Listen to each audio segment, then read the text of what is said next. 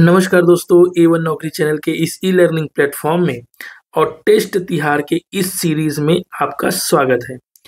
आपको इस test series के माध्यम से रोज 10 से 15 क्वेश्चन मिलते हैं जो कि आपके आने वाले एग्जाम के लिए हेल्पफुल होंगे, क्योंकि ये जो सीरीज में जो क्वेश्चन रखे गए हैं वो प्रीवियस ईयर में CGPSC और CG व्यापम में आए हुए हैं, जिसका प्रॉपर एक्सप्लेनेशन मैं देता हूं।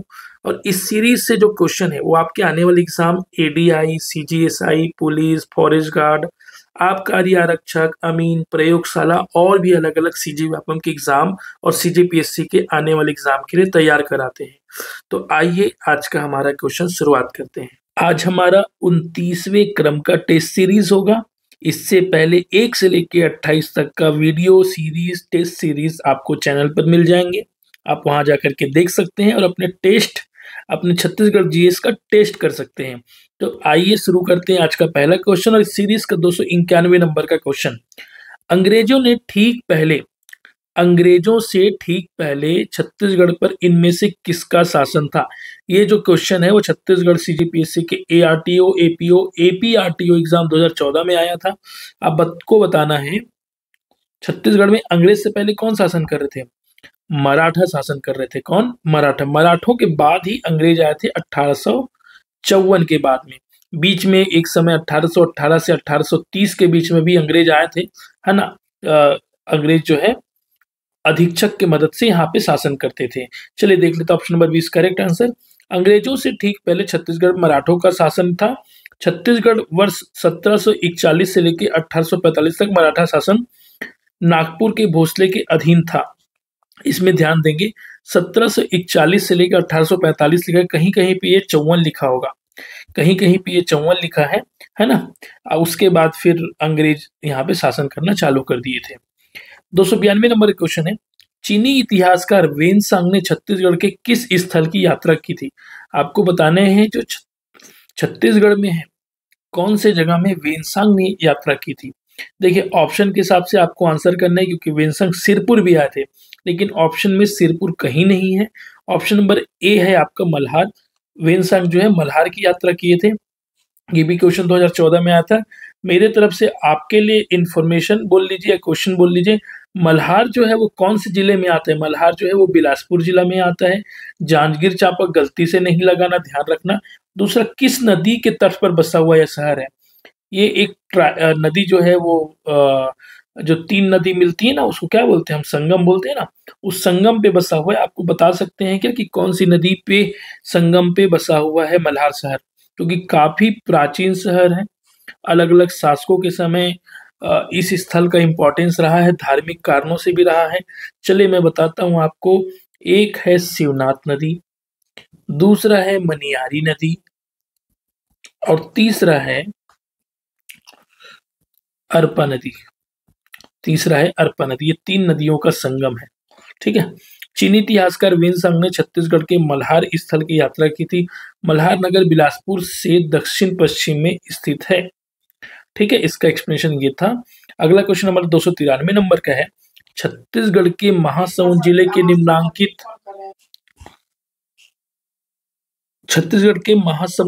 निम्नांकित किस शहर की वेनसांग ने 7वीं शताब्दी में यात्रा की है?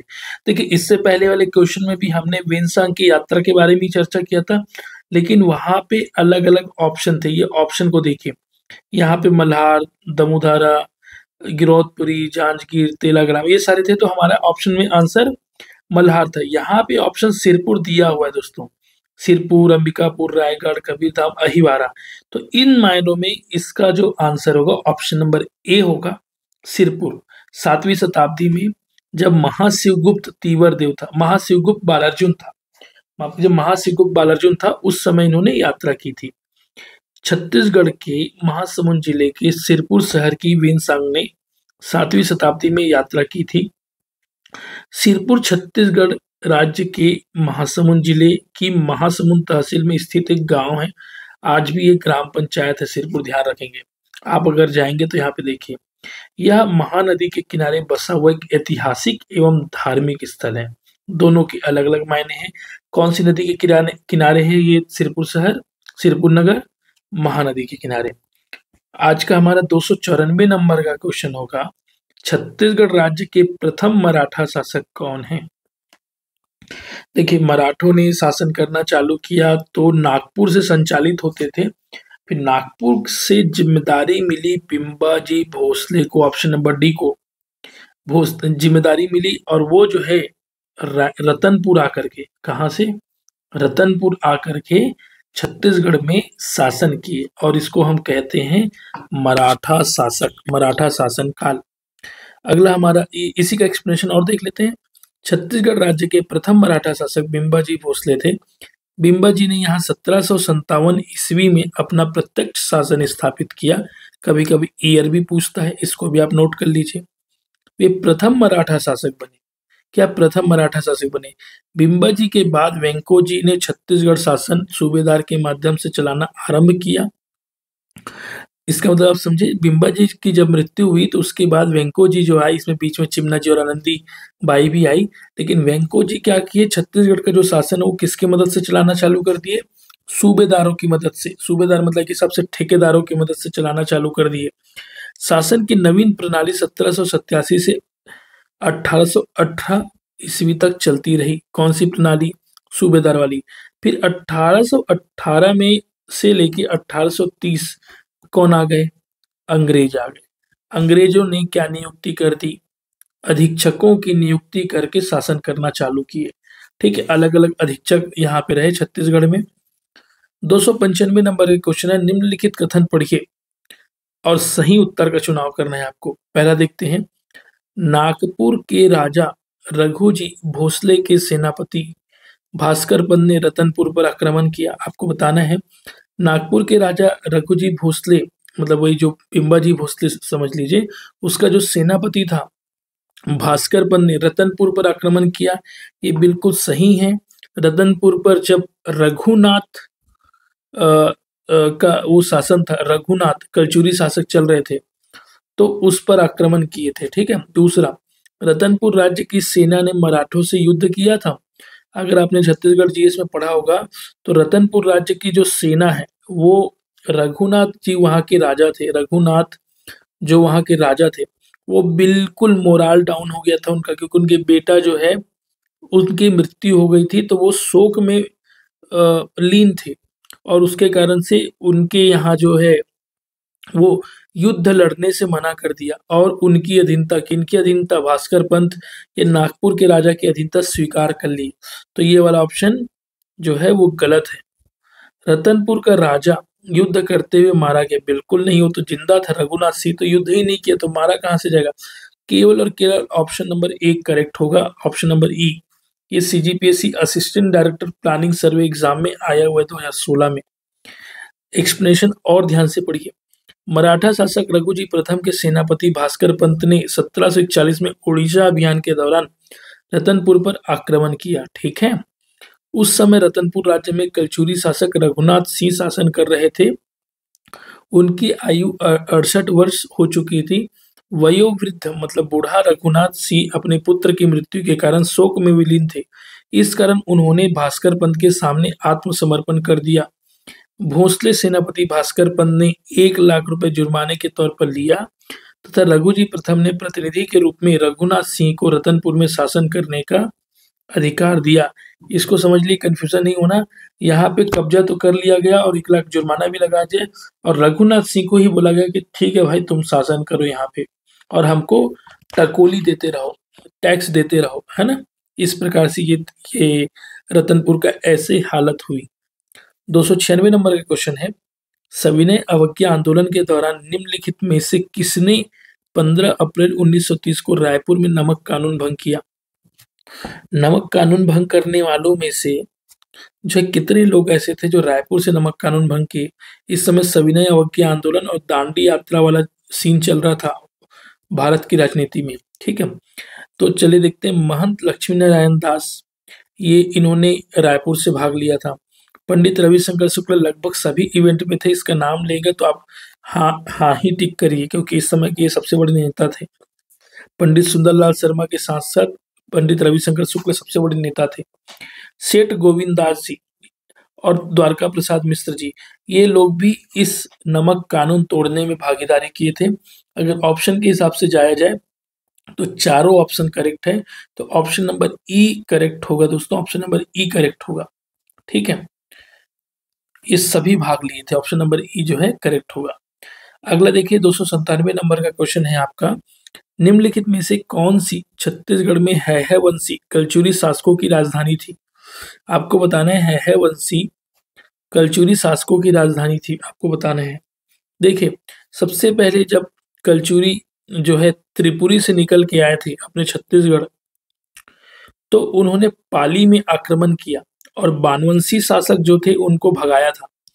बानवंशी शासक को हरा करके भगा दिया गया था। उसके बाद पहली बार राजधानी बनाई गई थी तुम्मान।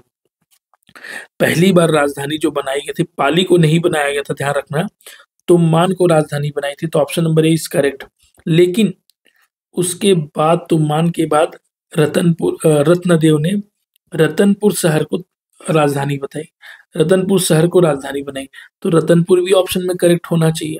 लेकिन दोनों में से कोई एक लगाना हो तो आपका विवेक के हिसाब से आंसर लीजिएगा। तुम्मान भी लगा सकते हैं, रतनपुर भी लगा सकते हैं। रायपुर कभी कलचुरी की राजधानी थी नहीं त्रिपुरी वालों की, और पाली तो थी ही नहीं। ठीक है, तो ऑप्शन नंबर ए और बी दोनों सही होता है, लेकिन जैसे पीएससी ऑप्शन लेता है उस हिसाब से आप देख लीजिएगा, है ना। तुम्मान और बाद में रतनपुर कलचुरियों का शासक एरिया था, मतलब राजधानी थी। 298 नंबर का क्वेश्चन है हमारा, निम्नलिखित में से कौन सी जोड़ी भारत छोड़ो आंदोलन के दौरान छत्तीसगढ़ में हुई घटनाओं के संदर्भ में सुमेलित है। आपको बताना, जब भारत छोड़ो आंदोलन 1942 में जब चल रहा था भारतवर्ष में, तो छत्तीसगढ़ में कुछ कुछ घटनाएं हुई थी।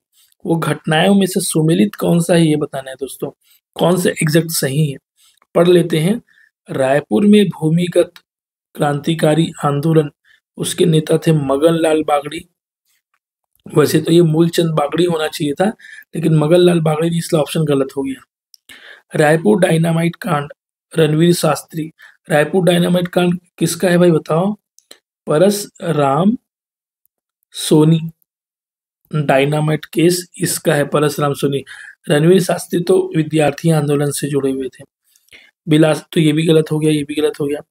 बिलासपुर में रेलवे स्टेशन क्षतिग्रस्त करना राज किशोर वर्मा, ये भी नहीं थे। दुर्ग में जिला कचहरी को आग लगाना, दुर्ग में जिला कचहरी को आग लगाया गया था, बिल्कुल फैक्ट है। और ये रघुनंदन सिंगरौल जो कि दुर्ग के नेता थे, इन्हीं के द्वारा लगाया गया था। ऑप्शन नंबर डी आपका बिल्कुल करेक्ट होगा। ये देखिए 2019 के सीजीपीएससी के एग्जाम में आया हुआ क्वेश्चन है।